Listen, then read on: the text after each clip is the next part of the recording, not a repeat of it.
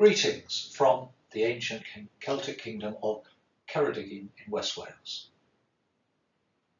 I wish you a successful day.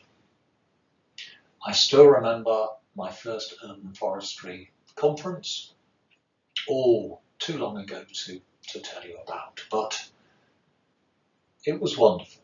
I went with questions. Was urban forestry a real thing? Was it just a name? And I came away convinced that it provided a wonderful structure within which to practice urban arboriculture. And I've been a convert ever since. I learned such a lot on that day. And even attending virtually, as I know you are, I'm sure that you're going to have a great day. And hopefully you'll feel the same sense of excitement at the end of it, and of opportunity and of possibility as I did at that first conference that I went to. It was called A Seed in Time, incidentally, which was a great name, I think. So I'm talking to you about soft power, and really that's about the people element of tree strategy, of urban forestry. In other words, to adapt the wonderful sound bite from Bill Clinton, it's not the trees, it's the people.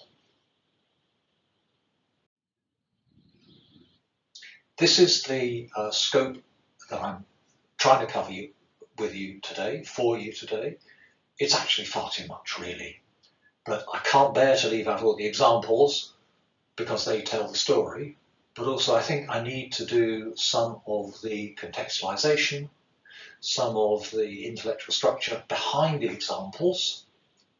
Otherwise they don't make so much sense. So somehow I'm going to try and cram all this in and not lose your attention through overstaying my welcome. I'm going to try and do my best. I can't promise.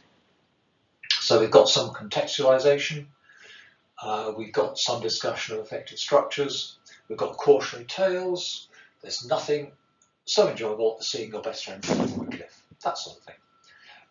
We've got some adventures, some initiatives, things that I've tried to put into practice because that is what I am, that's what I have been, a practitioner. And some discussion of the importance of tree valuation, particularly as a tool for public engagement. The question that this slide helps me address is, well, let's put it this way. Do you see here a pile of stones with one big one inconveniently perched? Or do you see a really important monument helping tell the story of a particular part of the world? There is no difference in one way between the two ways of looking at this, but in another way there's a world of difference. Is one right, one wrong? No. Is one more fun? Definitely. This particular pile of stones is called now Pentrefan. It's in Cardiganshire. You can look it up on the internet fairly easily. It's celebrated, it's protected. Whether it needs to be protected is an issue. A lot of work has gone into telling its story. Archaeologists, landscape historians, and so on. You can find all that as well. Perhaps my question is, you can protect things through stories, through celebration, through people understanding that they're important. After all, most people are good members of a community and will want to do, by and large, what the community wants. Perhaps that's a powerful protection as well as official protection. Or perhaps you use them both side by side, and actually I think that's the reality. That's the reality of it. But if you haven't got the second one, you're missing out on a useful tool. This monument was constructed some 5,500 years ago by people without metal tools. That tells you something about how important it was. But some of the subsequent people, living in a different way, not hunter-gatherers any longer, but people who were farming the land, thought of this monument as a quarry. Most of it's gone. These big stones are left. Perhaps that was because even then there was some mystique about them, even though they wouldn't have known what it was for. They'd have known that even less than we do. Or perhaps these were just too big for them to move, and they took all the small ones to make their dry stone walls. More stones in this church, just down the hill. Another wonderful place, another whole series of stories.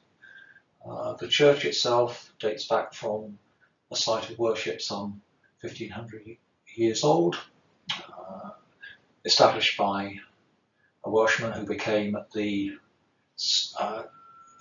as Saint Brunach. This is a church on the site that he established in Neilan.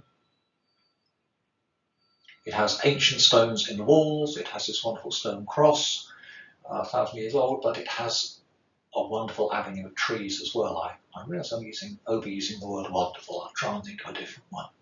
Some great trees. One of them does something rather interesting. It has some sap flow, but the sap flow has continued for a great many years. In one way, it's just a thing trees do, but on this particular site, it has led to a whole range of traditions about what this sap flow means. Some to do with the blood of Christ, as you can imagine, others to do with a whole range of other things. The important thing is that somehow this engages people's attention. That's for obvious reasons, actually, if you think about it. I know about this tree because my wife brought me to see it when I first came with her to West Wales, and she said, "You must see this tree." Our children know it for exactly the same reason. She knew it because her father brought her to it.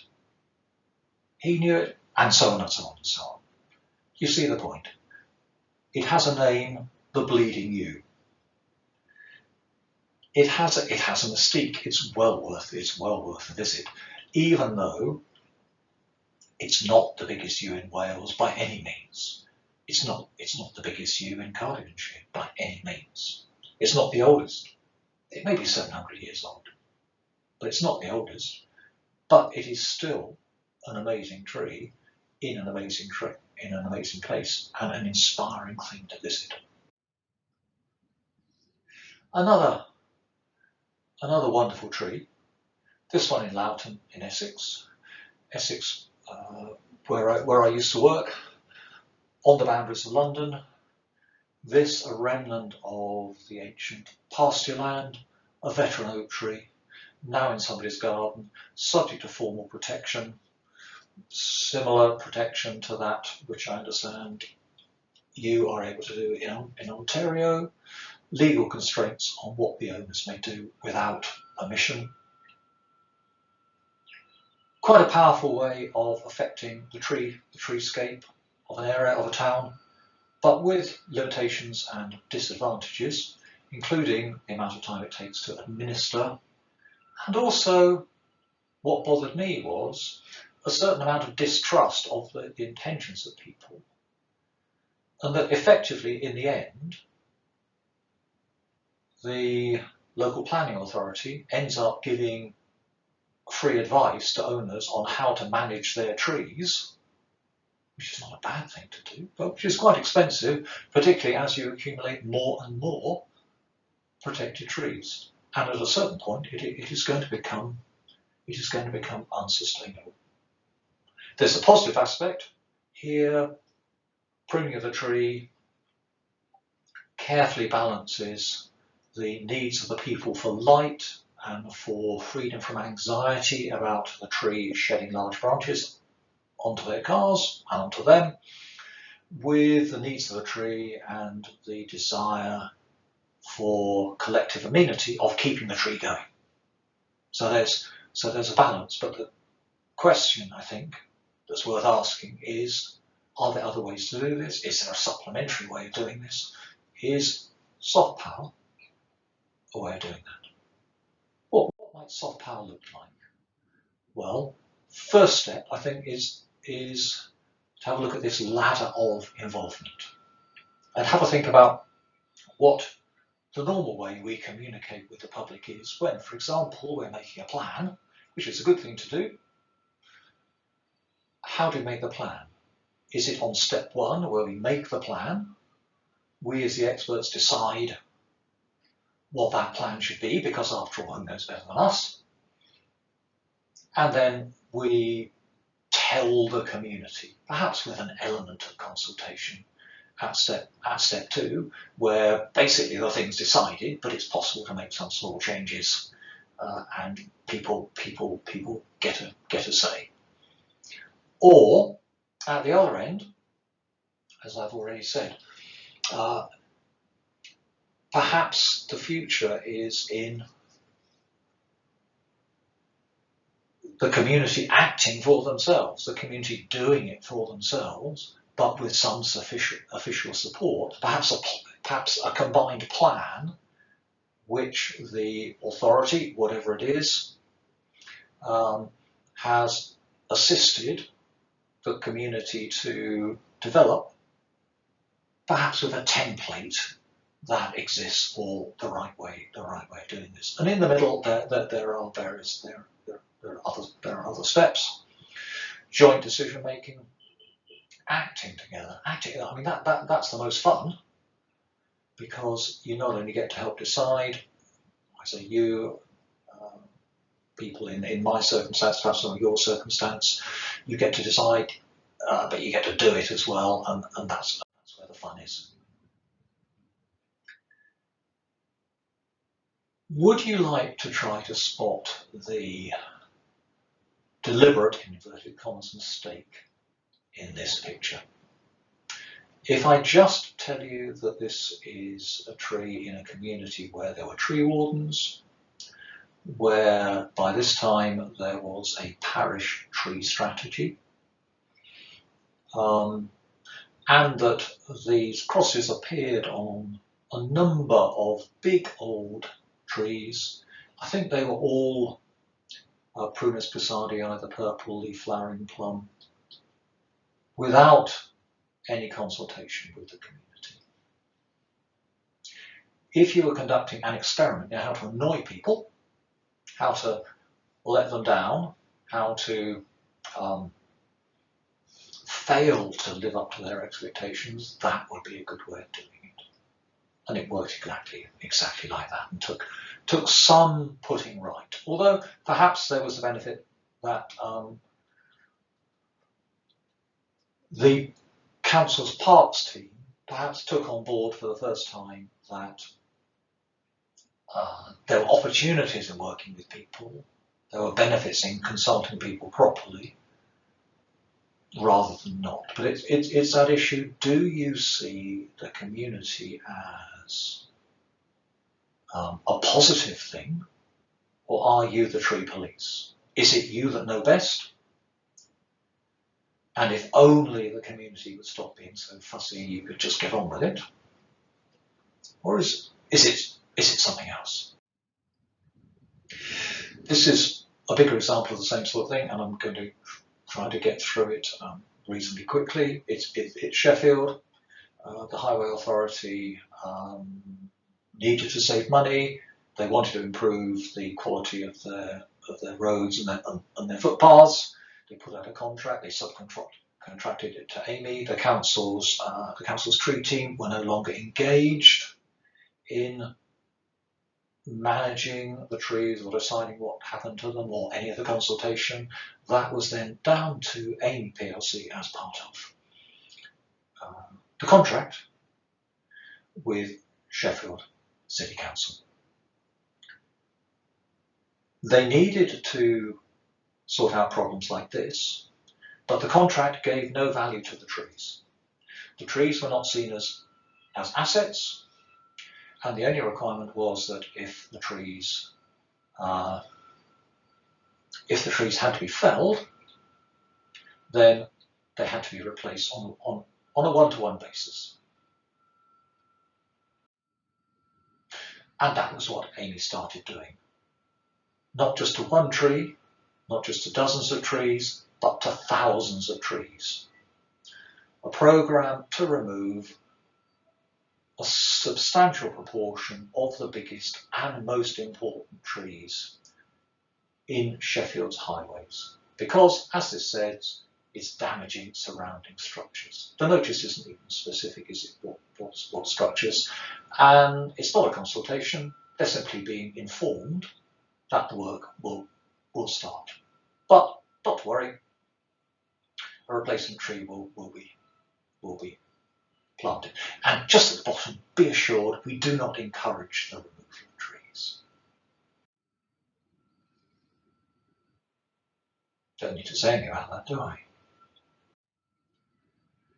That's the inevitable consequence. The community campaign. And it got as bad as this. If you Google stag, S-T-A-G, Sheffield trees, then the details of all of this will come up. Tree value came into it because I was invited to go and to give some advice on the value of the trees. Because stag, the group of people protesting, were being told that planting a new tree was perfectly equivalent to felling a mature tree, and that really they should just grow up and let the council get on with it, or let Amy get on with it on behalf of the council. What facts could they get? What objective figures could they put to see whether that bore out? I valued some trees for them. I also pointed out what was perfectly obvious, that there was a choice, that the trees could perfectly well be managed and kept. And they, in fact, decided to commission a community valuation of all of those trees to be removed for their own satisfaction, but also as a means of campaigning and of communication with Sheffield residents as a whole, to try to stop this terrible waste of trees. And they did in the end succeed, and the tree valuation was some part of that.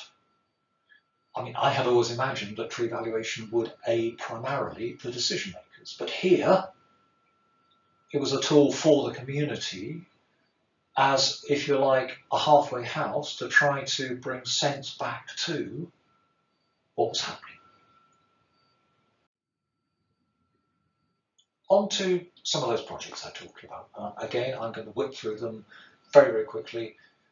This just gives you a quick overview of the different things that I'm going to be talking about, and it'll be here as a reference to help you make sense of them and how they fit within a structure of different kinds of projects at a different level. But I would just distinguish between projects that are to do with individual trees at a local level, at a wider level, of ancillary projects, but then of strategies which are built around community consultation. The basis of which is having a tree warden scheme. And incidentally, I just love this picture because of this wonderful tree in Epping Forest. And perhaps what I was able to do in Epping Forest was easier because of the pride in the forest, the community investment in the story of the saving of the forest, which I'm not going to tell you now, but which you can look up, and then a certain inbuilt support for the notion that trees were important, which certainly doesn't exist in all places in the UK. The ability to work with the community, in my case, started with having a tree warden scheme. So people who volunteered to be people who did things, local activists, and were then the bridge between me as an employee of the local planning authority and the council and the community. So essentially somebody to talk to who represented the community and could go back to the community and link you to a wider section of the community. You don't never get all of the community, of course, but this way you've got at least an entry into community consultation and involvement. Just a brief slide about the Tree Council Tree Warden Scheme. This particular tree we're spending a little bit more time on. I showed you one veteran tree in Loughton, a remnant of the historic landscape, now in the town. This is another one, still in its original setting, on a hill over Thaden Boys. Thaden Boys Council, the Parish Council, the Rural Preservation Society and the Tree Wardens collectively decided that they wanted to have a landmark tree scheme along the model that I had developed, and for the two reasons. One, it helps to protect trees without formal protection by celebrating them, by engaging the goodwill of the owners, and secondly, it alters the climate in the village. It's a force for popularising the importance of trees, for communicating the importance of trees. This was their single winning tree. In my template, I didn't have a single winning tree. They were all winners basically, and I felt that they all had different qualities, and it was invidious to try and select a single winner. However, people like winners, they like competitions. The village has well over 100 selected trees, but this one was the winner because they liked the story best. They had a community selection procedure, they had a judging, that was ratified by the local organisations concerned, and this was publicised as the winning tree. The owner of the tree, I think, had a nice letter in this case, and the person who nominated this tree had the satisfaction of nominating the tree in a certain amount of local celebration. He was a sailor, a submariner, and the essence of the story was this tree mattered to him because it was a symbol of home when he was away, when he was in danger, when he was serving his country, and this was his symbol of home, a tree beneath which he played, a tree that was looked at one way, a derelict tree, another way, a piece of invaluable natural resource and habitat. A much earlier project, you can see here landmark trees of the parish of Roydon.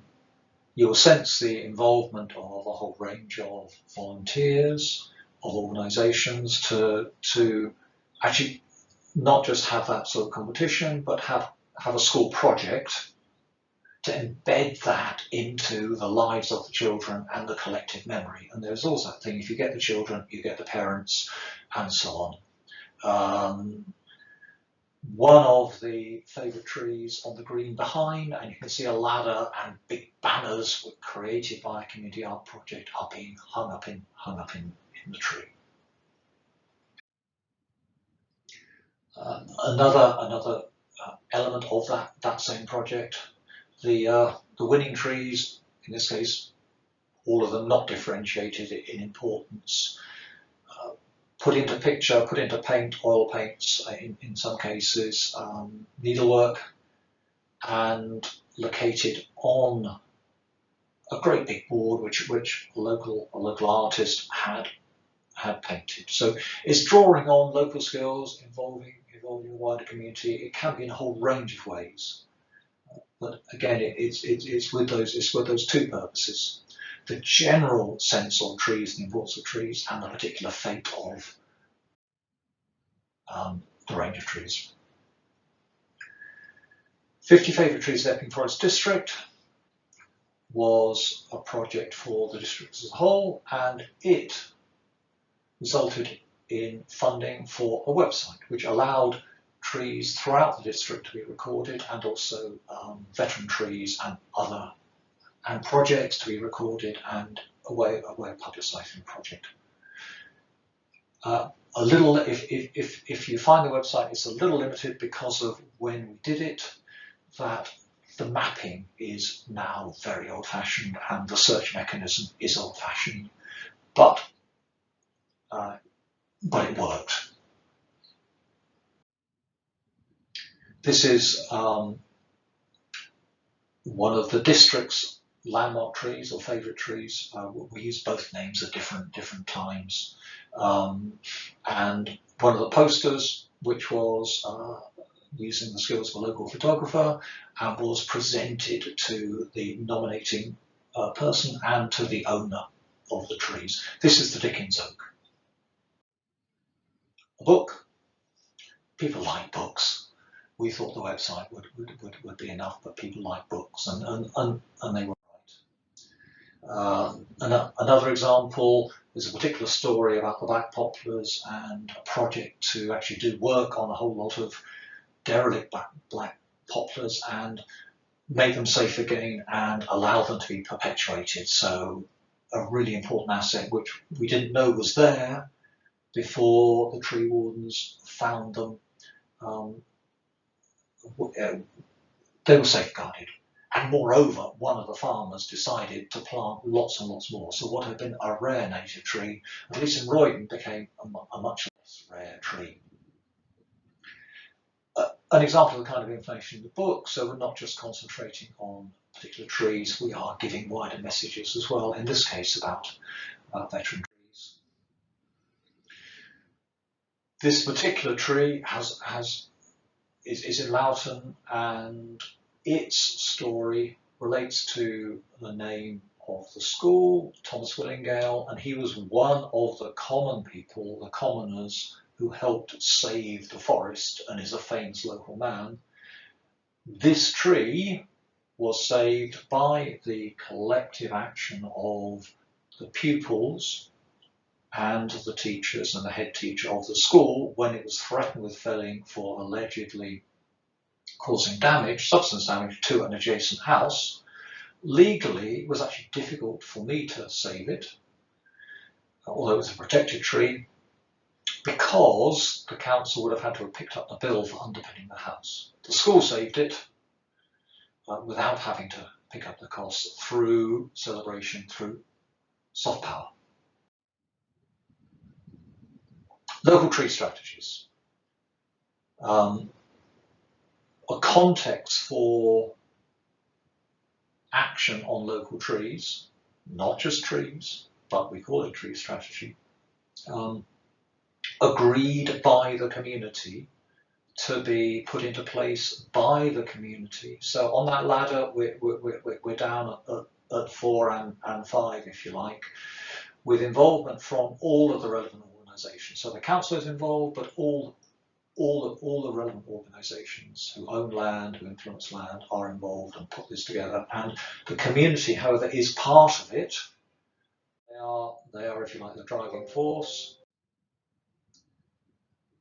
Developing the strategy looks like this. It's a collective effort over maps. No one has gone into the room with a plan. They've gone into the room with a series of questions, and a strategy is developed, and then a second meeting presents a draft strategy based on the work. So there's no fait accompli, it's well down that ladder of engagement. And people like doing it. They come out for it, and they feel engaged, they feel empowered. It's a very positive process. And then once you've done it, it's carried back out to the people in this way. In this picture, we have 2 councillors at parish level and at district level, we have a tree warden and a council officer in the council's country care team out working together as a team, meeting the public, publicising this. More or less finally, storytelling. This was just a last minute thought, but I think it's important, and I don't want to leave it out. Pretty conventional housing development scheme, quite a lot of public benefits, for example, funding a new school, which is the other side of that mound, landscaped open space for the benefit of the community. But as it emerged, I started to think it was really a bit dull. I mean, it's good, but it's dull. What can we do about it? What we chose to do about it was a storytelling project involving various parts of the council, involving a storyteller who we found through the Manchester City of Trees project, and also Curio XYZ, who have a website, and that is really, really important because the storytelling did not simply vanish. It turned into storytelling and artwork and a whole range of other things. Each year of the school had work, had time with the professor and his assistants, me on some occasions, other people on other occasions. But the work could be recorded, and it could be found. So, for example, the storytelling exists by the top year of that school now exists as 3 stories, their stories, which can be heard through an app downloaded on the phone, which you can hear as you walk around the site and visit the places where the story happens.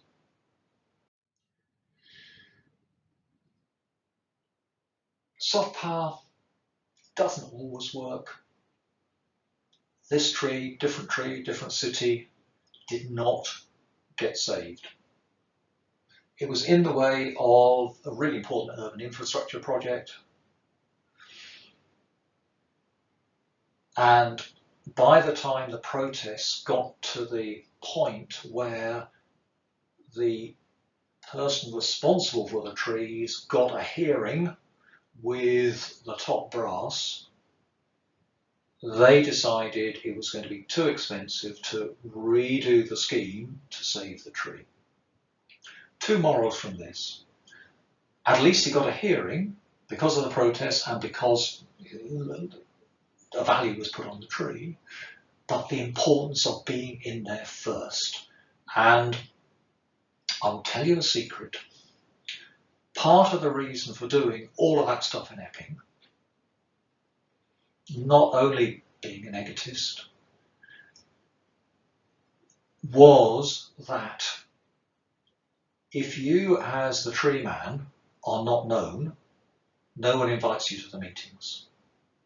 If you as the tree man are not thought to have a constituency, no one takes notice of what you say.